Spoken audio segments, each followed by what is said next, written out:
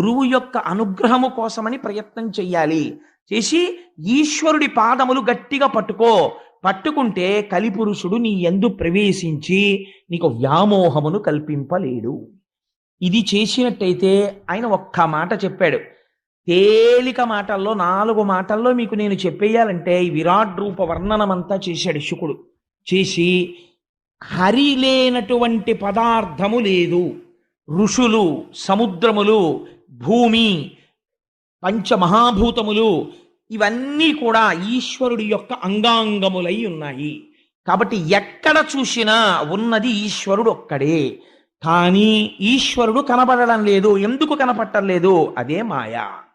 అది నామరూపముల యందు కలిగినటువంటి తాదాత్మ్యత తదధిష్టానమైనటువంటి బ్రహ్మమునందు కలగదు. అలా కలగాలంటే ఏమవ్వాలి? మాయ తొలగిపోవాలి. మాయ ఎప్పుడు తొలగిపోతుంది?